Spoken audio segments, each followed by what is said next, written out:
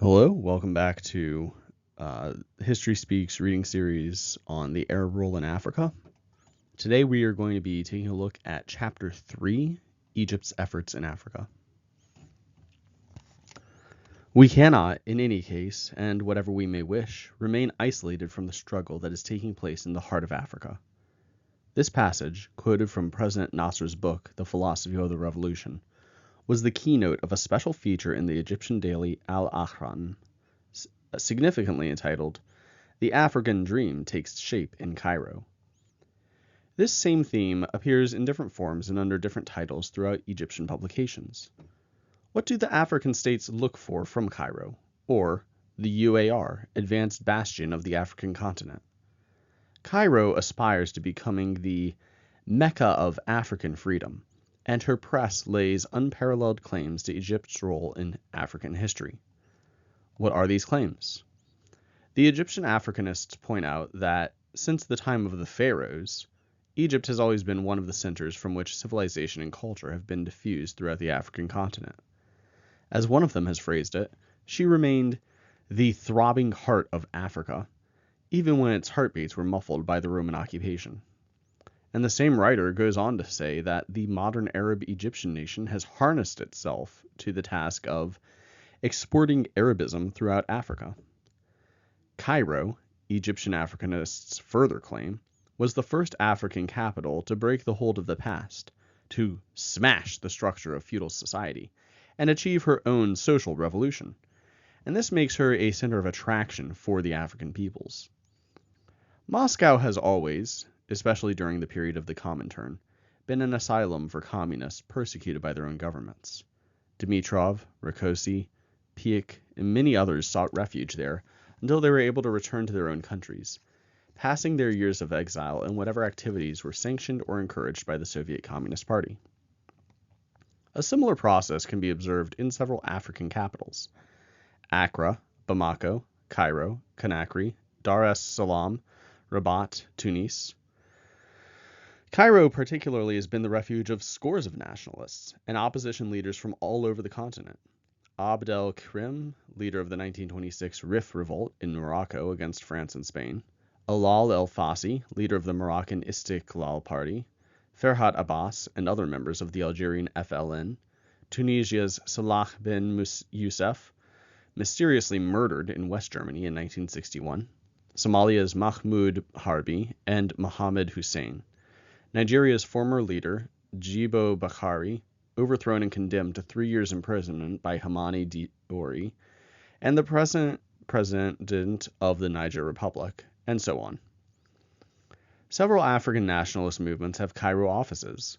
The Cameroonian Bureau was formed in April 1958 by Félix Moumié, then president of the Union des Populations de Cameroun, or UPC, who died mysteriously in Switzerland in 1960. The Uganda Bureau was set up about the same time by the late John Cale of the Uganda National Congress. Harbi helped found the Somalia Bureau. In the same way, the Egyptian authorities have granted every facility to several African leaders from the Republic of South Africa, who sought asylum in Cairo. Nationalists from the Federation of Rhodesia and Nyasaland, from Kenya, Mozambique, Niger, Nigeria, Chad, Zanzibar, and other African countries have received help from Egypt. What is the function of these African Bureau? They exist to disseminate propaganda and agitation for the nationalist movements of their respective countries. Most of them publish their own journals. The Cameroonians in Cairo publish a monthly called The Voice of the Cameroon, frankly left-wing and violently anti-Western, since the UPC is passionately Marxist in outlook. It is worth noting, however, that the completely non-Marxist South Africa Speaks organ of the South Africa United Front Bureau in Cairo is no less militant in tone than the Cameroonian organ. Both of them call Kasavubu and Mobutu traitors and puppets, and both of them attack the neo-colonialist designs of the imperialist powers and the United States. When the Cairo authorities wish to give a purely African start to any demonstration, they encourage it to be held under the auspices of the African Association, founded in 1955. This organization is now composed of representatives from the different national bureau and exists to provide mutual aid and advice for the various African nationalist movements, and to conduct propaganda for the African cause throughout the rest of the world, especially the Arab countries. It also tries to help African radicals in their struggle and to popularize their aims through meetings, publications, and conferences. This organization, in fact, crowns and coordinates the work of the different African National Bureau in Cairo, as well as helping to organize more than 4,000 African students in Egypt. Moreover, most of these bureaux broadcast to their countries from Cairo radio stations. To give them greater freedom of expression, the Egyptian authorities have placed at their disposal a station called the Voice of Free Africa, and the members of these bureaux are responsible for many broadcasts to various parts of the continent. In May 1961, Cairo's daily broadcast to Africa included 90 minutes in Somali, 60 minutes in Swahili, 30 minutes in Amharic, 75 minutes in Hausa, 75 minutes in English, and 60 minutes in French. All this work is sponsored by the African section of the Egyptian Ministry of Information, which has been carefully described by the Egyptian authorities themselves. The employees of the department are charged with the preparation and publication of reports of investigations into African problems, with publishing books for distribution in the various African territories, and producing regular bulletins. The African section works side by side with the Cairo Bureau of the Peoples in Revolt. Its task is to explain the real situation to the people of the continent, to tell the truth about British and French imperialism, about racial discrimination, and the danger of Zionist infiltration. The task of the department is to unmask all the imperialist plots. President Nasser's propaganda chief, Abdel Kader Hatem, stated categorically in April 1959, President Nasser has tried all weapons in the fight against imperialism, and the radio has proved to be the most effective of them all. A number of factors have made it especially valuable. Firstly, the vast majority of the people Nasser wishes to influence are illiterate. Secondly, freedom of the press is either non-existent or curtailed in several African countries, and so the wireless can deliver the message more surely than print. 3. The general inertia of mass audiences leads businessmen and governments, irrespective of country, to rely more and more on audiovisual means of advertising and propaganda. Cairo attaches so much importance to radio propaganda that it spares no expense in this field. The following figures are self-explanatory. You can see Figure 1 reproduced on your screen right now. In 1961, Cairo Radio was broadcasting in 22 different languages, including English, French, Hebrew, Kurdish, Pashto, Spanish, Swahili, Urdu, and several African dialects. Arab nationalists in Cairo claim that the UAR is the world's second most important broadcasting nation, coming after the Soviet Union but before China, Great Britain, and the United States. As far back as 27th of November 1955, the London Observer pointed out that Cairo Radio is already broadcasting in more African dialects than the BBC. The political aim of the African Broadcasting Service was frankly put by Ali Rushdie, program director of the Cairo services. Africa, he said, is the last bastion of colonialism, so we give our listeners news of the struggles of other peoples and the advantages enjoyed by those who have liberated themselves.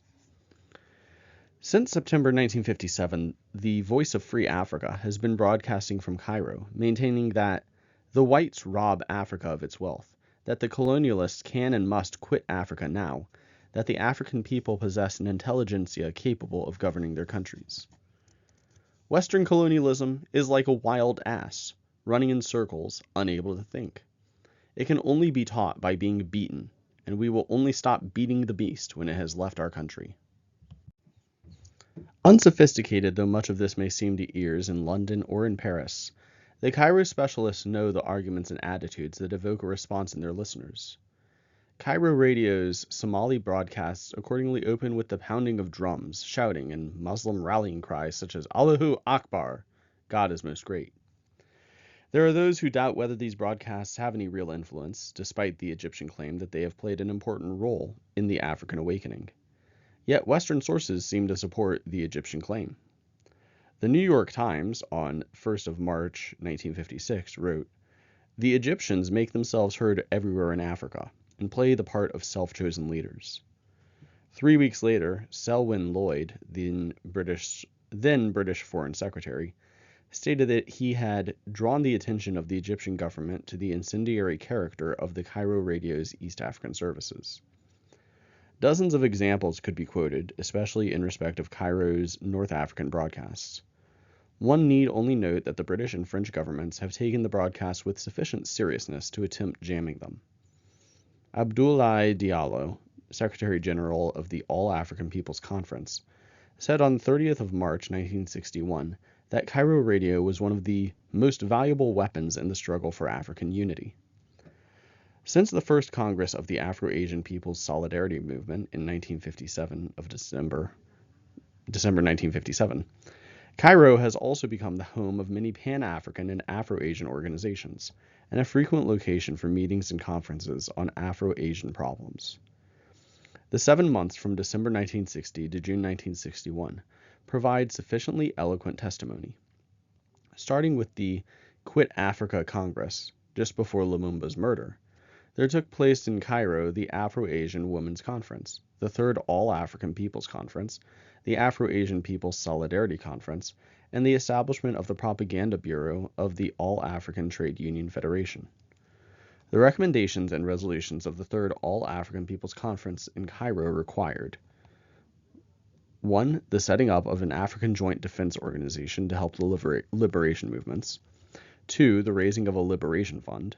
3. The establishment of a Pan-African radio station. 4. The liquidation of imperialism in Africa by all means possible, whether peaceful or violent. 5. The creation of an African bank, whose funds would be used for African economic development. 6. The liquidation of the last vestiges of imperialism in the independent African states.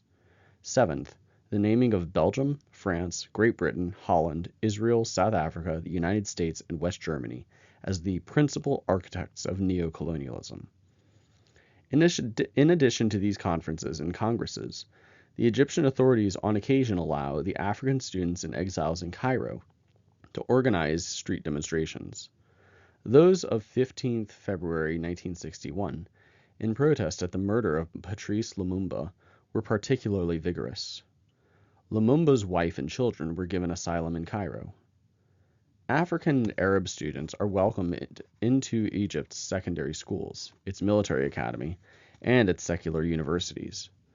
In some respects, indeed, Cairo has begun to rival traditional centers like London and Paris. It is interesting to note that in 1960 there were 4,000 students from Africa and Madagascar and France, and the same number in Cairo alone. Moreover, whereas the students in Paris are generally subsidized by their own governments, or at least go there with official approval, many of those in Cairo were reported to have surmounted official obstruction in order to get there. Thus, according to the Egyptian press, many African students have fled their countries to get to Egypt. Most of them have endured hardships on the way. 30 young Ugandans refused exit visas in 1959, waited for the pilgrimage to Mecca, joined it till it reached Khartoum, and then fled to Cairo, where the Ministry of Education took care of them. They have formed a Uganda Students' Union. Amongst these 4,000 students are the children of many prominent personalities, like those of the late Patrice Lumumba. Of the 2,840 scholarships given in 1960, 1,100 went to Africans: Guineans, Nigerians, Senegalese, Somalis, Chadians, Zanzibaris, and so on. 2,000 African students are now studying in universities at Cairo, Alexandria, Ain Shams, or Asyut. To understand the significance of this, it should be realized that the Egyptian authorities are at present severely limiting the entry of Egyptian students to universities, in spite of an ever-increasing demand. An African student can gain admittance to university with a simple pass and any suitable equivalent to the secondary school leaving certificate, whereas an Egyptian needs to have gained at least 60%, and in some faculties 75% of the maximum possible marks. Indeed, the university entrance qualifications have recently been made even easier for African students, while the universities themselves, with the military academy, have started parallel courses in English and French for foreign students who might find Arabic too difficult. Parallel with the increasing number of Africans coming to study in Egypt is an increasing Egyptian interest in African studies. Until recently, most Egyptians were completely ignorant of the rest of the continent. Now there is a general effort to make up for lost time, to learn about every aspect of African life. Many secondary school libraries have opened new African sections to stimulate interest in African studies, while the press has begun criticizing the inadequacy of the courses on Africa offered by Egypt's universities, accusing them of failing to measure up to their historic tasks. In addition, an effort is being made to persuade Egyptians to learn other African languages like Swahili and Hausa. The Society for African Culture has started holding classes in African languages at Cairo, mainly for civil servants whose work brings them into contact with African problems. In the fields of economic, sociological, and political research, strenuous efforts are being made. An increasing number of university professors, diplomats, and army officers want to learn about Africa. One Egyptian Africanist commented, "It is natural that the Arab intelligentsia should wish to study the special characteristics of the African nationalist movements. We Arab nationalists can place our valuable revolutionary experience at the disposal of the African peoples. On the other hand, we are intimately concerned with the fate of Africa, and we must regard this continent as the hinterland of the Arab world." Amongst several other forces employed by Arab nationalists must be included the influence of the Arab language. This is the aristocratic language in most Muslim regions of Africa, rather as Turkish used to be in Egypt itself. Yet it is at the moment enjoying a considerable renaissance in Arab Africa, and to some extent in Black Africa as well. This renaissance is encouraged in countries like Mali by the desire to emphasize their newly won independence in cultural forms. In Mauritania, already the most Arabized of the West African countries, the first Arabic language newspaper, New Mauritania, began publication on 15th February 1957. This linguistic revival naturally creates an increased demand for teachers, and here Egypt possesses a distinct advantage, for it has a surplus of intellectuals. For some years, more graduates have been issuing from the universities than have been able to find suitable employment in the country. In fact, the problem of graduate employment has grown so acute that the government has drastically reduced the number of university places available. Thus, though 35,078 pupils left school with university entrance qualifications in 1960, only 16,055 were admitted to the four universities. In 1961, the situation was even worse. Only 14,150 were admitted. While Africa as a whole is short of teachers, therefore, Egypt has a surplus. In May 1961, 500 Egyptian teachers were reported to have been sent to various African and Asian countries for the year 1961 to 1962. And these teachers, before leaving, received special briefing courses on the country to which they were going, so as to be able to act as cultural ambassadors of their own state. Egypt is also one of the few underdeveloped countries which has a significantly large and available number of engineers, agricultural experts, and a variety of specialists and technicians. It is this which enables her to provide technical assistance to those African states that ask for it. Egyptian technical, scientific, or cultural assistance has thus been given to various African independent countries, including Guinea, Mali, Nigeria, the Somali Republic, and the Sudan. Egypt has made sustained efforts also to further her economic relations with the rest of Africa. And here it must be borne in mind that Egypt's industry, underdeveloped though it is by British or European standards, is still far greater than is generally realized. Out of 2 million looms on the African continent, for example, more than 1 million are in Egypt. It is therefore not surprising that Egypt should provide the Somali Republic and other African countries with textiles. In fact, Egypt tends to act as the great power towards the younger African states. Hassan Abbas Zaki, Egyptian Minister of Economics, illuminated Egypt's policy in this field when he stated that the government would encourage investment in Africa in order to help stimulate its industrial development and exploit its wealth. That the government was ready to extend credit to African importers and to help the various African states to realize their development projects. It is against this background that one should see Egypt's loan of £5 million to the Somali Republic at 2.5% interest, the same rate usually offered by the Soviet Union, in December 1960, and a similar loan to Guinea in May 1961.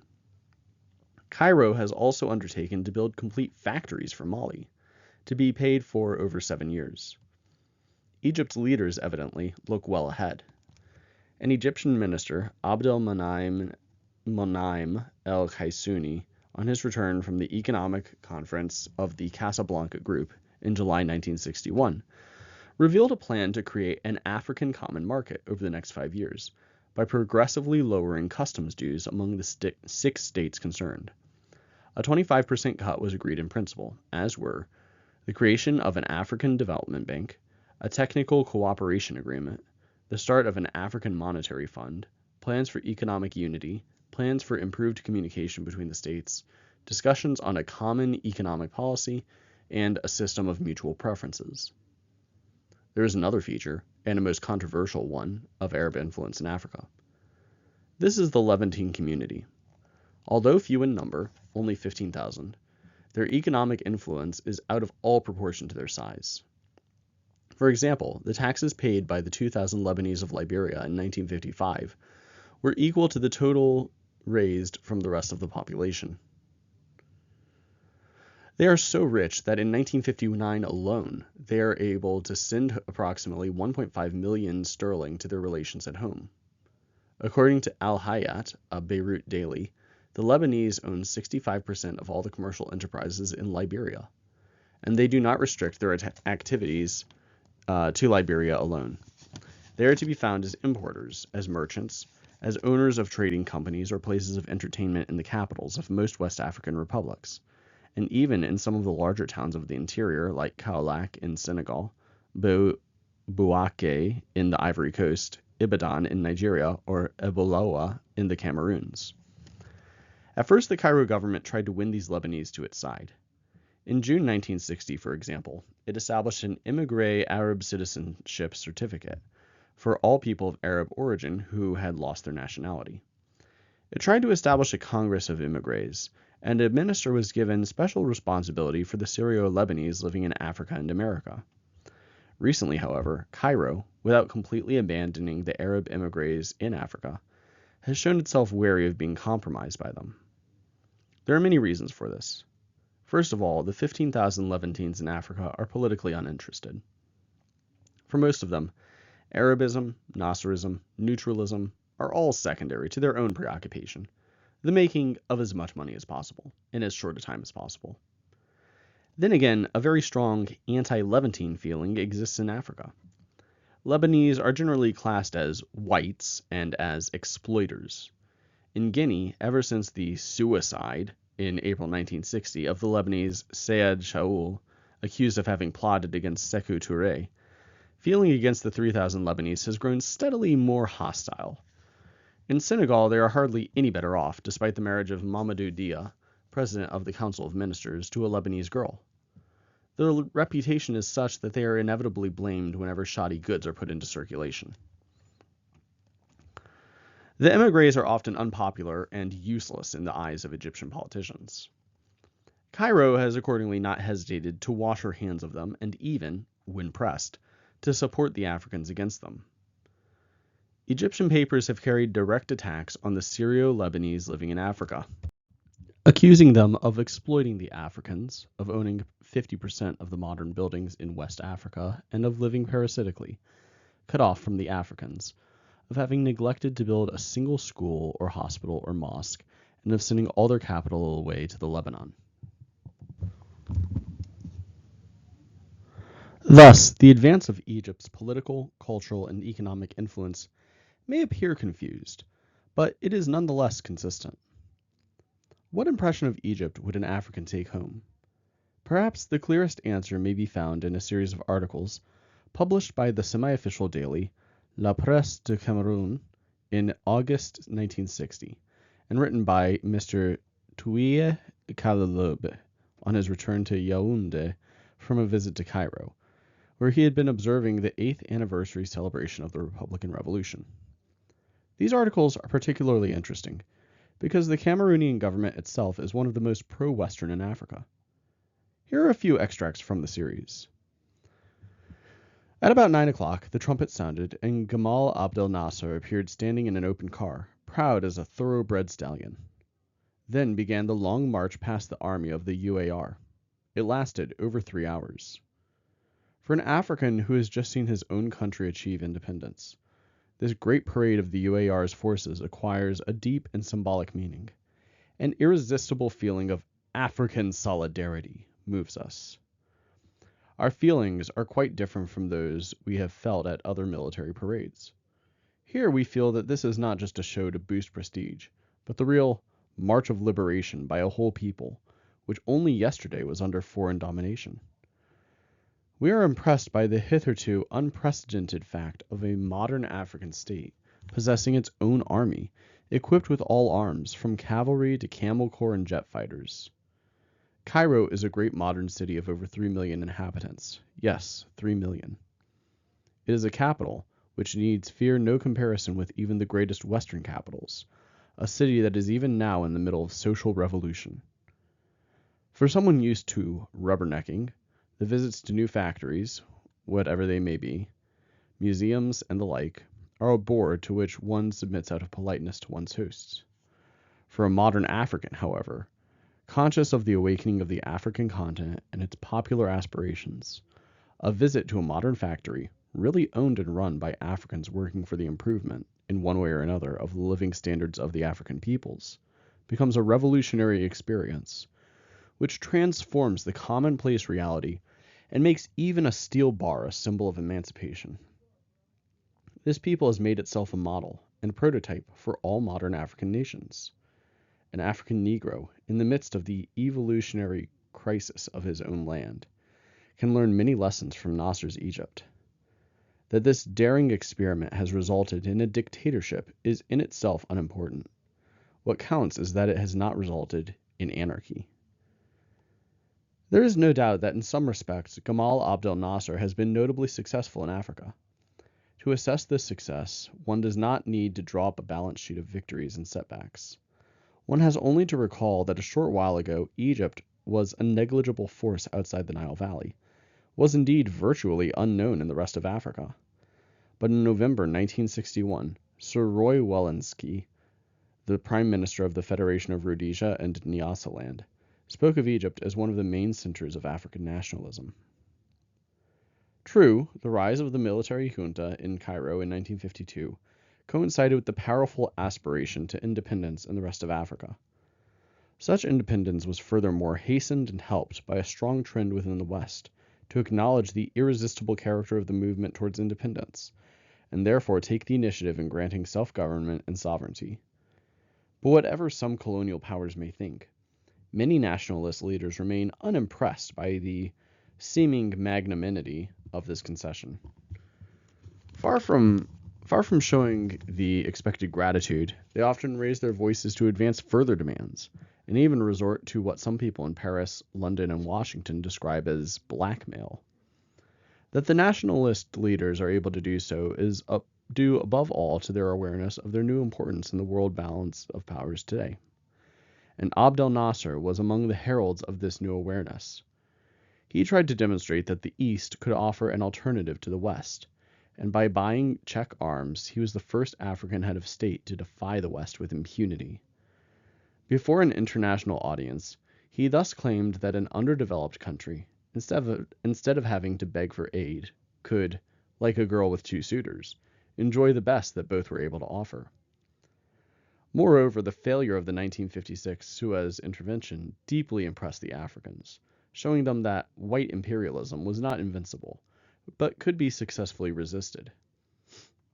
An Egyptian African expert, Oda Boutros Oda, was able to state that the Egyptian revolt of 1952 was a turning point in the history of the whole African continent. All those who know the ex-colonial countries know that emotive power the words colonialist and imperialist still possess. The responsibility for every setback is automatically laid in the lap of imperialism, which is credited with only a few half-hearted achievements. Sekou Touré could declare in September 1958 that Guinea prefers independence and poverty to slavery and abundance. It is precisely in this field of anti-imperialist struggle that Nasser was keen to build his reputation. Everywhere he went, he insisted that the colonial powers could not be trusted. He went even further, declaring, independence cannot be accepted from the colonialists as a gift. It must be seized. Again, in Cairo, the Congo is often quoted as an example of the dangers in an independence that is granted instead of won.